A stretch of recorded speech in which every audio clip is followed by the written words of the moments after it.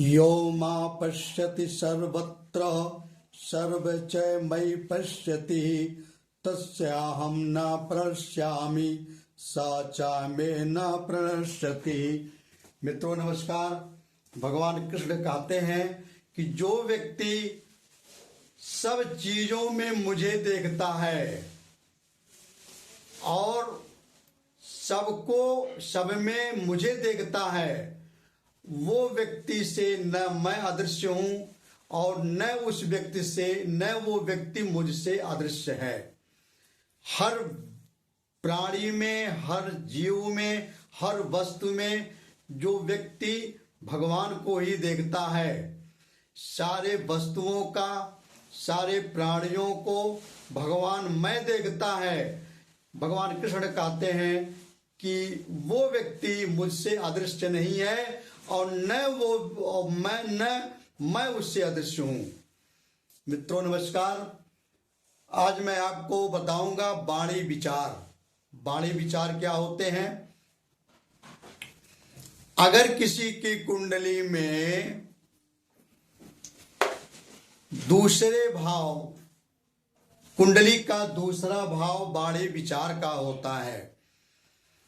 कुंडली को आप देखिए, दूसरे भाव में जो ग्रह बैठे हैं उसके अनुसार आप अपने आप जान जाओगे कि इस व्यक्ति की वाणी कैसी होगी।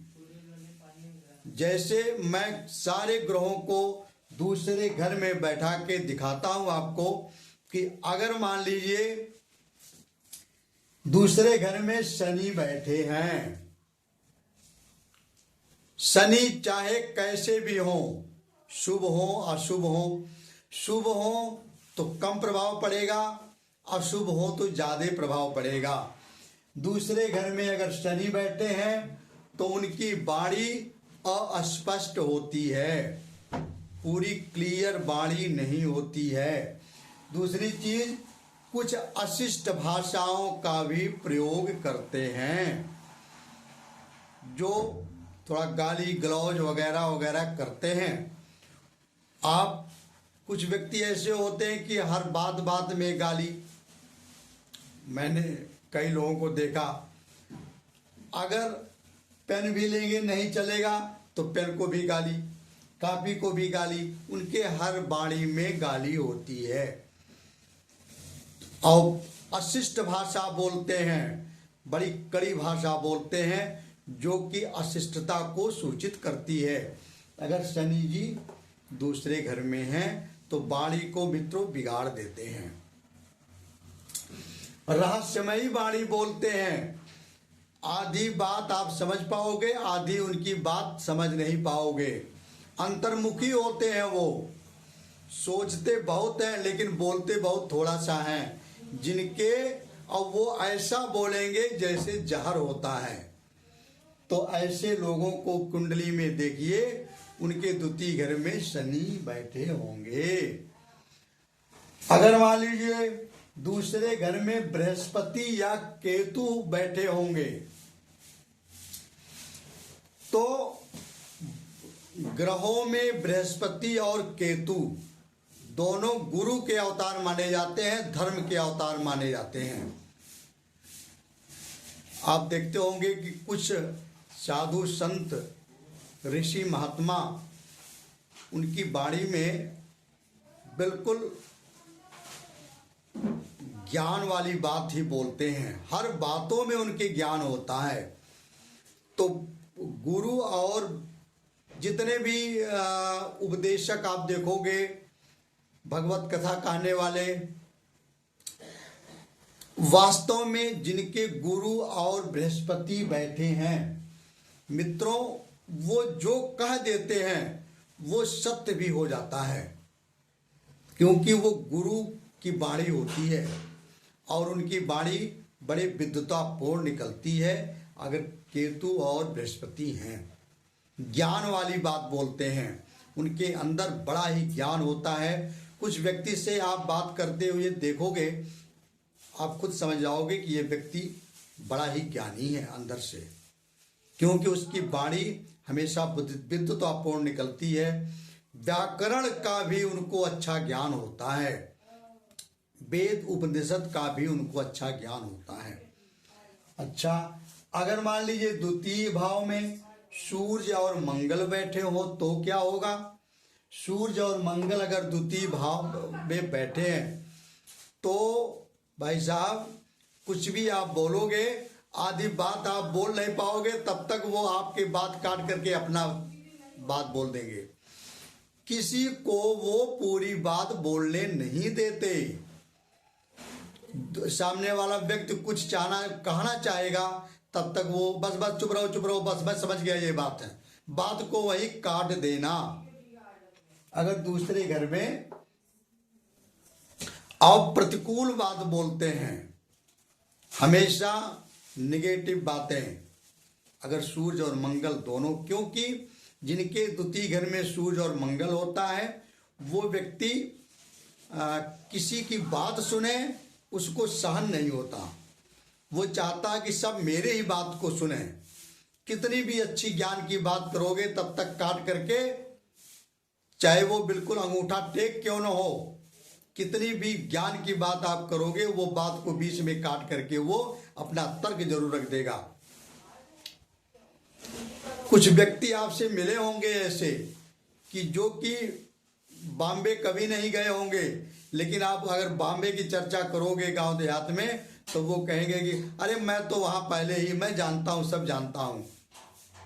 तो वो बात को काटने वाले और अपने को अग्रणी समझने वाले, अपनी बात को मनाने वाले दूसरों से, ऐसे होते हैं। अगर किसी की द्वितीय भाव में सूर्य और मंगल बैठे हों, कोई भी व्यक्ति उनके सामने कुछ भी बात बोले वो उनको बर्दाश्त नहीं होता, उसका वो प्रतिकूल जवाब तुरंत देते हैं। दूसरे भाव में यदि मान लीजिए चंद्रमा बैठे हों तब क्या होगा? चंद्रमा बैठे हैं तो कुछ व्यक्ति बहुत बाचाल होते हैं, बहुत बोलते हैं, एक बात कहोगे तब तक वो 100 बात हाजिर। प्रसन्न भी व्यक्ति रहता है, मन से भी प्रसन्न रहता है वो, लेकिन बोलता बहुत है, चिप चिप चिप चिप बहुत बातें, कभी शांत नहीं रहता। ऐसे व्यक्ति के द्वितीय भाव में चंद्रमा होते हैं। अगर शुक्ल पक्ष का चंद्रमा है तो अच्छी बातें बोलेगा, और अगर मान लीजिए कृष्ण पक्ष का चंद्रमा है तो उसकी भी बातें कुछ कलुषित ही निकलती हैं, लेकिन बहुत बोलता है व्यक्ति। अगर द्वितीय घर में बुध बैठा है, कुछ लोगों का देखिए, जितने भी राजनेता होते हैं, भाषणकर्ता होते हैं, भाषण देने की प्रवृत्ति बुध देता है। बृहस्पति और बुध में अंतर यह है कि बृहस्पति अगर बैठेंगे तो वो ज्ञान की बात करेंगे, शिक्षा की बात करेंगे, पढ़ाई लिखाई की बात करेंगे, वेद उपनिषद पुराण की बात करेंगे। लेकिन अगर बुध जी बैठे हैं तो वो तर्क का बात करेंगे, तर्क संगत होते हैं वो, उनके में भी ज्ञान होता है, बुद्ध भी ज्ञानी है, लेकिन वो धार्मिक रूप से ज्ञानी है और ये तार्किक रूप से ज्ञानी है। कोई भी बात, वकीलों के जिसकी कुंडली में बुध द्वितीय भाव में बैठे हैं, ऐसा व्यक्ति अगर वकालत का काम करे तो वो सारे केस जीत सकता है, क्योंकि उसके अंदर तर्क शक्ति होती है। तर्क दे करके वो अपनी बात को सिद्ध करा देते हैं। कौन? जिनके घर में, दूसरे घर में बुध होते हैं। बुध बड़ा विद्वान होते हैं, बुद्ध के सामने कोई टिकने वाला नहीं होता। यही अंतर है बुध और बृहस्पति में। बृहस्पति किसी को तर्क नहीं देते अपनी, लेकिन उनकी वाणी जब बोलेंगे तो उनके सामने कोई टिकेगा नहीं, सब लोग हाथ जोड़ लेंगे। लेकिन बुध एडवोकेट बनाता है, वकील बनाता है और राजनेता बनाता है, अगर बुध दूसरे घर में है।